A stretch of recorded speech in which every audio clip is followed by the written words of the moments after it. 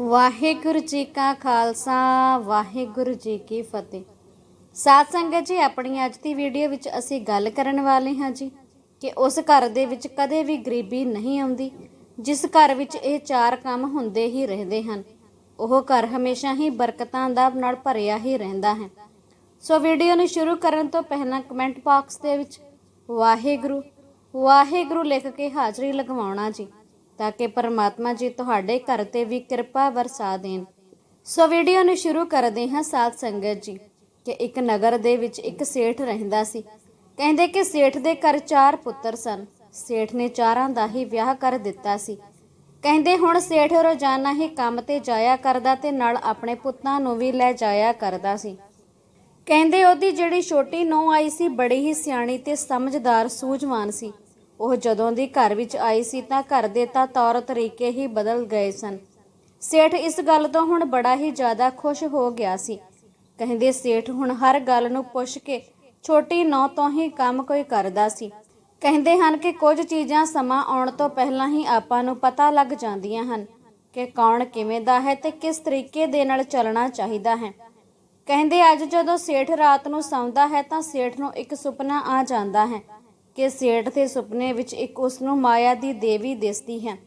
उसनू कहती है कि सेठ अज मैं तेरे घर अंतिम दिन हाँ ते कल नू मैं तेरे घरों चली जाना है, पर हाँ तेरे घर पिछले वरियां तो मैं रह रही हाँ। तू बहुत ही मेरी सेवा कीती है, पर हुण इथों जाण दा मेरा समा आ चुका है। अगों सेठ ने कहा क्यों तू क्यों जाना चाहुंदी है? तां माया ने कहा कि माया तां चंचल हुंदी है, ਉਹ ਇੱਕ ਥਾਂ ਤੇ ਕਦੇ ਟਿਕ ਕੇ ਨਹੀਂ ਬੈਠਦੀ। ਉਹ ਅੱਜ ਇੱਥੇ ਤੇ ਕੱਲ ਅੱਗੇ ਚਲੀ ਜਾਂਦੀ ਹੈ, ਪਰ ਹਾਂ ਤੂੰ ਹਮੇਸ਼ਾ ਜੋ ਵੀ ਤੇਰੇ ਕੋਲ ਹੁੰਦਾ ਸੀ ਤੂੰ ਉਸ ਦੇ ਵਿੱਚੋਂ ਦੂਜਿਆਂ ਦੀਆਂ ਜ਼ਰੂਰਤਾਂ ਨੂੰ ਪੂਰੀਆਂ ਕਰਦਾ ਸੀ। ਤੇਰੇ ਘਰ ਦੇ ਵਿੱਚੋਂ ਕਦੇ ਵੀ ਕੋਈ ਖਾਲੀ ਨਹੀਂ ਸੀ ਜਾਂਦਾ। ਇਸ ਕਰਕੇ ਮੈਂ ਜਾਣ ਲੱਗੀ ਹਾਂ।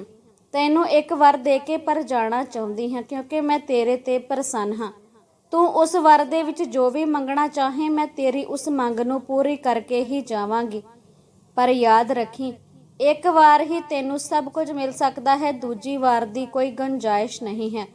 तू जो भी मंगेगा मैं तेनू ओही दे देवांगी। तेरे घर दे विचों फिर विदा हो जावांगी। सेठ कहंदा कि माया जे तू वर देना ही चाहुंदी है फिर तू इदां कर, मैनू कल नूं आके पुछी। ਇਹ ਸਾਰਾ ਫੈਸਲਾ ਮੈਂ ਆਪਣੇ ਘਰ ਦੇ ਜੀਆਂ ਨਾਲ ਕਰਕੇ ਫਿਰ ਦੱਸੂਗਾ। ਹੁਣ ਵੇਖੋ ਇੱਥੇ ਸਾਧ ਸੰਗਤ ਜੀ ਸੇਠ ਦੀ ਕਿੰਨੀ ਸਿਆਣਪ ਦੀ ਗੱਲ ਹੈ ਕਿ ਜੋ ਮਨੁੱਖ ਇਕੱਲਾ ਹੀ ਫੈਸਲਾ ਲੈ ਲੈਂਦਾ ਹੈ ਉਹਦੇ ਘਰ ਵਿੱਚ ਅਕਸਰ ਹੀ ਕਲੇ ਕਲੇਸ਼ ਪੈ ਜਾਂਦੀ ਹੈ ਕਿ ਤੂੰ ਇਕੱਲੇ ਨੇ ਫੈਸਲਾ ਕਿਉਂ ਲਿਆ, ਸਾਡੇ ਕੋਲੋਂ ਕਿਉਂ ਨਹੀਂ ਪੁੱਛਿਆ। ਜੋ ਆਪਣੇ ਘਰ ਦੇ ਛੋਟੇ ਤੋਂ ਛੋਟੇ ਤੇ ਵੱਡੇ ਤੋਂ ਵੱਡੇ ਜੀਅ ਦੇ ਫੈਸਲੇ ਦੇ ਨਾਲ ਪਰਿਵਾਰ ਦੀ ਸਲਾਹ ਹੁੰਦੀ ਹੈ ਉਸ ਨਾਲ ਫਿਰ ਪਰਿਵਾਰ ਵਿੱਚ ਏਕਤਾ ਬਣੀ ਹੀ ਰਹਿੰਦੀ ਹੈ। ਉਹ ਫਿਰ ਕਦੇ ਵੀ ਗਲਤ ਫੈਸਲਾ ਨਹੀਂ ਕਰਦੇ। ਉਸ ਮਾਇਆ ਨੇ ਕਿਹਾ ਠੀਕ ਹੈ, ਕੱਲ ਰਾਤ ਨੂੰ ਮੈਂ ਫਿਰ ਆਵਾਂਗੀ। ਤੂੰ ਆਪਣਾ ਮੈਨੂੰ ਵਰ ਦੱਸ ਦੇਵੀਂ ਤੇ ਮੈਂ ਤੈਨੂੰ ਫਿਰ ਦੇ ਕੇ ਚਲੀ ਜਾਵਾਂਗੀ। ਹੁਣ ਸੇਠ ਨੇ ਜਦੋਂ ਇਹ ਸੁਪਨਾ ਖਤਮ ਹੋਇਆ ਤੇ ਘਬਰਾ ਕੇ ਉੱਠਿਆ। ਸੋਚਣ ਲੱਗਾ ਕਿ ਜੇ ਮਾਇਆ ਸੱਚਮੁੱਚ ਹੀ ਘਰੋਂ ਚਲ ਗਈ ਤੇ ਫਿਰ ਇਸ ਦਾ ਭਾਵ ਕਿ ਅਸੀਂ ਗਰੀਬ ਹੋ ਜਾਵਾਂਗੇ। ਉਹ ਆਪਣੇ ਸਾਰੇ ਪਰਿਵਾਰ ਨੂੰ ਸਵੇਰੇ ਇਕੱਠਿਆਂ ਕਰਦਾ ਹੈ ਤੇ ਬੁਲਾਉਂਦਾ ਹੈ। ਦੱਸਦਾ है कि रात ਨੂੰ ਜਦੋਂ मैं ਸੁੱਤਾ ਸੀ ਤਾਂ ਮਾਇਆ ਮੇਰੇ ਸੁਪਨੇ 'ਚ ਆਈ ਸੀ। ਮਾਇਆ ਨੇ ਕਿਹਾ ਕਿ ਪਿਛਲੇ 50 ਵਰਿਆਂ ਤੋਂ ਮੈਂ ਤੇਰੇ ਘਰ ਵਿੱਚ ਵਾਸ ਕਰਦੀ ਪਈ ਹਾਂ, ਪਰ ਹੁਣ ਮੇਰਾ ਇੱਥੋਂ ਜਾਣ ਦਾ ਸਮਾਂ ਆ ਚੁੱਕਾ ਹੈ ਤੇ ਮੈਂ ਜਾਣ ਸਮੇਂ ਤੈਨੂੰ ਇੱਕ ਵਾਰ ਦੇ ਕੇ ਜ਼ਰੂਰ ਜਾਣਾ ਚਾਹੁੰਦੀ ਹਾਂ। ਉਸ ਤੋਂ ਬਾਅਦ ਤੁਸੀਂ ਜੋ ਵੀ ਮੰਗ ਲਓਗੇ ਉਹ ਤੁਹਾਨੂੰ ਪ੍ਰਾਪਤ ਹੋ ਜਾਵੇਗਾ। ਇਸ ਗੱਲ ਨੂੰ ਵੱਡਾ ਪੁੱਤਰ ਸੁਣ ਕੇ ਆਖਦਾ ਹੈ ਕਿ ਮਾਇਆ ਜੇ ਚਲੀ ਗਈ ਤੇ ਫਿਰ ਆਪਾਂ ਗਰੀਬ ਹੋ ਜਾਵਾਂਗੇ। ਇਹਦਾ ਭਾਵ ਕੋਈ ਐਸੀ ਚੀਜ਼ ਮੰਗ ਲੈਣੀ ਚਾਹੀਦੀ ਹੈ ਜਿਸ ਦੇ ਨਾਲ ਸਾਡੀ ਜਿਹੜੀ ਅਮੀਰੀ ਹੈ ਉਹ ਕਦੇ ਵੀ ਖਤਮ ਨਾ ਹੋਵੇ। ਇਹ ਚੀਜ਼ਾਂ ਸਾਡੇ ਕੋਲ ਇਦਾਂ ਹੀ ਇਦਾਂ ਬਣੀਆਂ ਰਹਿਣ। ਉਹ ਪੁੱਤਰ ਪਹਿਲਾਂ ਆਖਦਾ ਹੈ ਕਿ ਤੁਸੀਂ ਪਿਤਾ ਜੀ ਇਦਾਂ ਕਰੋ ਕਿ ਉਹਦੇ ਕੋਲੋਂ ਜਿੰਨੀਆਂ ਦੁਕਾਨਾਂ ਸਾਡੇ ਕੋਲ ਪਹਿਲਾਂ ਹਨ ਇਸ ਤੋਂ ਦੁੱਗਣੀਆਂ ਦੁਕਾਨਾਂ ਹੋਰ ਮੰਗ ਲਓ ਤਾਂ ਕਿ ਅਸੀਂ ਗਰੀਬ ਨਾ ਹੋ ਜਾਈਏ ਤੇ ਦੁਕਾਨਾਂ ਤੋਂ ਹੀ ਅਸੀਂ ਗੁਜ਼ਾਰਾ ਕਰ ਸਕੀਏ। ਕਹਿੰਦਾ ਹੁਣ ਬਾਕੀ ਤੁਸੀਂ ਵੇਖ ਲਓ, ਤੁਸੀਂ ਕੀ ਆਖਦੇ ਹੋ। ਇੰਨੇ ਨੂੰ ਦੂਜਾ ਪੁੱਤਰ ਆਪਣੀ ਸਲਾਹ ਦਿੰਦਾ ਹੈ ਤੇ ਆਖਦਾ ਹੈ ਪਿਤਾ ਜੀ ਦੁਕਾਨਾਂ ਦਾ ਛੱਡੋ, ਤੁਸੀਂ ਐਵੇਂ ਕਹੋ ਕਿ ਜਿੰਨੀਆਂ ਦੁਕਾਨਾਂ ਸਾਡੇ ਕੋਲ ਹਨ ਓਨੀਆਂ ਹੀ ਤੂੰ ਬਸ ਸੋਨੇ ਦੇ ਨਾਲ ਭਰ ਦੇ। ਇੰਨੇ ਨਾਲ ਸਾਡਾ ਗੁਜ਼ਾਰਾ ਫਿਰ ਬੜਾ ਹੀ ਸੋਹਣਾ ਹੋ ਜਾਵੇਗਾ। ਫਿਰ ਤਾਂ ਸਾਨੂੰ ਕੋਈ ਕੰਮ ਧੰਦਾ ਕਰਨ ਦੀ ਜ਼ਰੂਰਤ ਵੀ ਨਹੀਂ ਪਵੇਗੀ। ਇੰਨੇ ਨੂੰ ਹੀ ਤੀਜਾ ਪੁੱਤਰ ਜਵਾਬ ਦਿੰਦਾ ਹੈ। ਕਹਿੰਦਾ ਹੈ, ਪਿਤਾ ਜੀ ਸੋਨਾ ਤਾਂ ਫਿਰ ਖਤਮ ਹੋ ਸਕਦਾ ਹੈ। ਹੋਰ ਦੁਕਾਨਾਂ ਜੇ ਆਪਾਂ ਲੈ ਲਈਆਂ, ਜੇ ਮਾਇਆ ਹੀ ਸਾਡੇ ਘਰ ਵਿੱਚ ਨਾ ਰਹੀ ਤਾਂ ਦੁਕਾਨਾਂ ਨੂੰ ਰੱਖਣ ਦਾ ਕੀ ਫਾਇਦਾ। ਭਾਵੇਂ 4 ਹੋਰ ਲੈ ਲਈਏ, ਜਦੋਂ ਮਾਇਆ ਹੀ ਚਲੀ ਗਈ ਫਿਰ ਕੰਮ ਹੀ ਨਹੀਂ ਚੱਲਣਾ। ਤੇ ਫਿਰ ਦੱਸੋ ਦੁਕਾਨਾਂ ਦਾ ਆਪਾਂ ਕਰਾਂਗੇ ਕੀ। ਜੇ ਦੁਕਾਨਾਂ ਵੇਚ ਵੀ ਦਿੰਦੇ ਆ, ਕੁਝ ਕਿੰਨੇ ਕੁ ਪੈਸੇ ਸਾਨੂੰ ਮਿਲ ਜਾਣਗੇ। ਸੋਨੇ ਦਾ ਜਦੋਂ ਮਾਇਆ ਚਲੀ ਗਈ ਤਾਂ ਸੋਨਾ ਤਾਂ ਮਿੱਟੀ ਹੋ ਜਾਵੇਗਾ। ਤੁਸੀਂ ਇਸ ਤਰ੍ਹਾਂ ਕਰੋ ਕਿ ਮਾਇਆ ਨੂੰ ਕਹੋ ਕਿ ਸਾਨੂੰ ਬਹੁਤ ਜ਼ਿਆਦਾ ਖੇਤ ਦੇ ਦੇਵੇ। ਘੱਟ ਤੋਂ ਘੱਟ ਉਹਦੇ ਵਿੱਚ ਫਸਲ ਜਿਹੜੀ ਹੋਵੇਗੀ ਉਹਦੇ ਨਾਲ ਅਸੀਂ ਸੋਹਣਾ ਗੁਜ਼ਾਰਾ ਕਰ ਲਵਾਂਗੇ। ਆਪਣੇ ਨਗਰ ਦੇ ਵਿੱਚ ਸਾਡੀ ਟੌਰ ਬਣ ਜਾਵੇਗੀ। ਇੰਨੇ ਨੂੰ ਚੌਥਾ ਪੁੱਤ ਆਖਦਾ ਹੈ ਕਿ ਪਿਤਾ ਜੀ ਜਦੋਂ ਮਾਇਆ ਹੀ ਚਲੀ ਗਈ ਫਿਰ ਖੇਤਾਂ 'ਚ ਫਸਲ ਕਿੱਥੋਂ ਹੋਣੀ ਹੈ। ਆਪਾਂ ਕੁਝ ਹੋਰ ਮੰਗ ਲਈਏ ਜਿਸ ਦੇ ਨਾਲ ਆਪਣੇ ਕੋਲ ਪੈਸਾ ਟਕਾ ਬਹੁਤ ਹੋ ਜਾਵੇ। ਆਪਣੇ ਕੋਲ ਪੈਸਾ ਟਕਾ ਇੰਨਾ ਹੋ ਜਾਵੇ ਤੇ ਸਾਨੂੰ ਕਦੇ ਵੀ ਕਿਸੇ ਚੀਜ਼ ਦੀ ਜ਼ਰੂਰਤ ਨਾ ਪਵੇ। ਇੰਨੇ ਨੂੰ ਛੋਟੀ ਨੌਂ ਆਖਦੀ ਹੈ, ਪਿਤਾ ਜੀ ਜੇ ਤੁਸੀਂ ਕਹੋ ਤਾਂ ਮੈਂ ਤੁਹਾਨੂੰ ਕੁਝ ਕਹਾਂ। ਉਹਦੇ ਪਿਤਾ ਨੇ ਕਿਹਾ, ਹਾਂ ਧੀਏ ਦੱਸ, ਸਾਡੇ ਘਰ ਵਿੱਚ ਹਰ ਕਿਸੇ ਨੂੰ ਬੋਲਣ ਦੀ ਆਜ਼ਾਦੀ ਹੈ। ਤੂੰ ਵੀ ਦੱਸ ਕਿ ਤੂੰ ਕੀ ਕਹਿਣਾ ਚਾਹੁੰਦੀ ਹੈ। ਉਹ ਕਹਿੰਦੀ ਹੈ ਕਿ ਪਿਤਾ ਜੀ ਜੇਕਰ ਆਪਾਂ ਉਸ ਤੋਂ ਹੋਰ ਦੁਕਾਨਾਂ ਮੰਗਦੇ ਹਾਂ, ਜਦੋਂ ਮਾਇਆ ਹੀ ਸਾਡੇ ਘਰ ਵਿੱਚੋਂ ਚਲੇ ਗਈ ਤੇ ਦੁਕਾਨਾਂ ਫਿਰ ਨਹੀਂ ਚੱਲਣਗੀਆਂ। ਤੇ ਦੂਜਾ, ਜੇ ਅਸੀਂ ਦੁਕਾਨਾਂ ਉਹੀ ਸੋਨੇ ਦੀਆਂ ਭਰਵਾ ਲਈਆਂ, ਜੇ ਮਾਇਆ ਹੀ ਚਲੀ ਗਈ ਤਾਂ ਸੋਨੇ ਦੀਆਂ ਢੇਰੀਆਂ ਤਾਂ ਮਿੱਟੀ ਹੋ ਜਾਣਗੀਆਂ।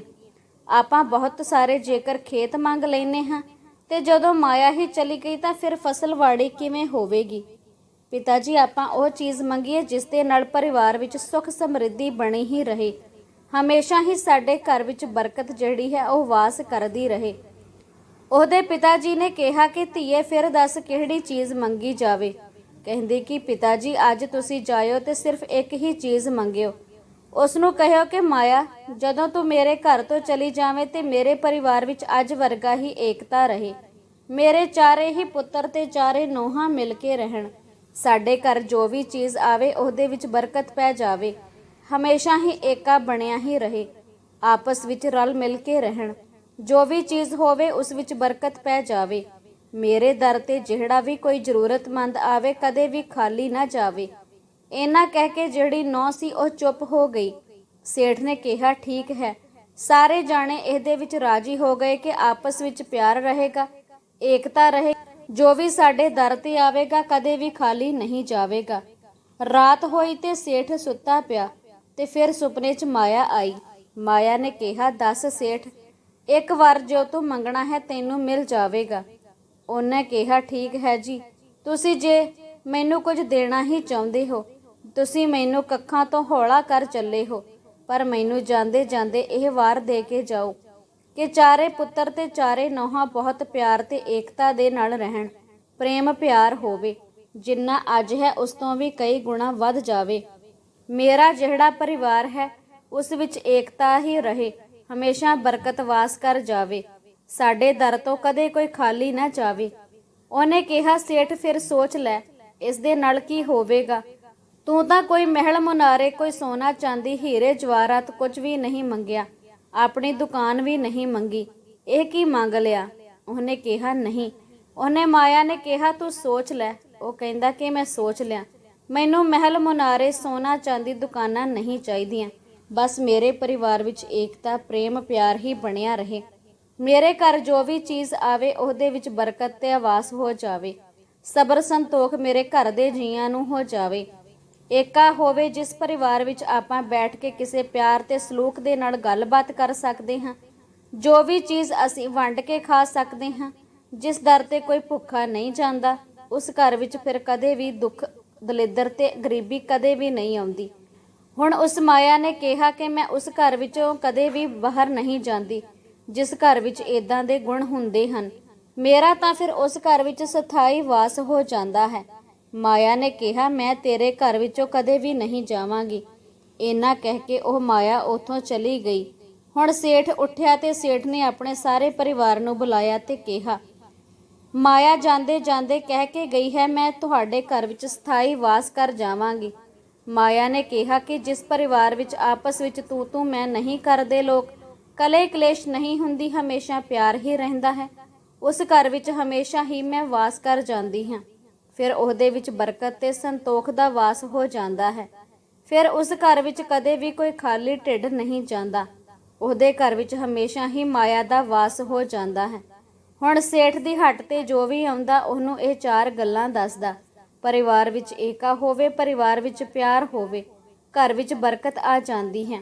ਸਭ ਤੋਂ ਸੌਖਾ ਸਾਧਨ ਹੈ ਚੀਜ਼ ਵੰਡ ਕੇ ਖਾਣ ਦੀ ਨੀਅਤ ਹੋਵੇ, ਉੱਤੇ ਫਿਰ ਬਰਕਤ ਆ ਜਾਂਦੀ ਹੈ ਤੇ ਦਰ ਤੇ ਕੋਈ ਵੀ ਖਾਲੀ ਨਾ ਜਾਵੇ। ਫਿਰ ਆਪਣੇ ਤੇਰੇ ਘਰ ਸਬਰ ਸੰਤੋਖ ਤੇ ਰਿੱਧੀਆਂ ਸਿੱਧੀਆਂ ਵਾਸ ਕਰ ਜਾਣਗੀਆਂ।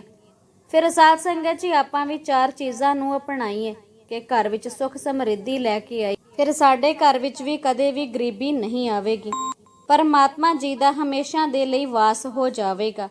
ਪਰਮਾਤਮਾ ਨੇ ਇੱਕ ਚੀਜ਼ ਤੁਹਾਨੂੰ ਦੇਣ ਲਈ ਕਿਹਾ ਸੀ ਕਿ ਤੁਸੀਂ ਆਪਣੇ ਹਿੱਸੇ ਦੀ ਰੋਟੀ ਦੇ ਵਿੱਚੋਂ ਵੀ ਜੇਕਰ ਕਿਸੇ ਭੁੱਖੇ ਦਾ ਢਿੱਡ ਭਰ ਦਿੰਦੇ ਹੋ ਤਾਂ ਉਹ ਜਿਹੜੀ ਤੁਹਾਨੂੰ ਅਸੀਸ ਦੇਵੇਗਾ ਉਸ ਦੇ ਨਾਲ ਤੁਹਾਡਾ ਲੋਕ ਪਰਲੋਕ ਸਵਾਰਿਆ ਜਾਵੇਗਾ। ਸਾਧ ਸੰਗਤ ਜੀ, ਇਹਨਾਂ ਮਾਇਆ ਵਰਗੀਆਂ ਚੀਜ਼ਾਂ ਦੇ ਪਿੱਛੇ ਭੱਜਣ ਦੀ ਲੋੜ ਬਿਲਕੁਲ ਵੀ ਨਹੀਂ ਪੈਂਦੀ। ਇਹ ਬੂਹੇ ਤੇ ਅੰਮ੍ਰਿਤ ਵੇਲੇ ਆਪਣੇ ਆਪ ਹੀ ਆ ਜਾਂਦੀਆਂ ਹਨ ਜੇਕਰ ਸਾਡੀ ਨੀਅਤ ਪਰਮਾਤਮਾ ਦੇ ਨਾਲ ਜੁੜੀ ਹੋਵੇ, ਸਾਡਾ ਪਰਮਾਤਮਾ ਦੇ ਵਿੱਚ ਪੂਰਨ ਵਿਸ਼ਵਾਸ ਬਣ ਜਾਵੇ। ਵਾਹਿਗੁਰੂ ਜੀ ਕਾ ਖਾਲਸਾ, ਵਾਹਿਗੁਰੂ ਜੀ ਕੀ ਫਤਿਹ।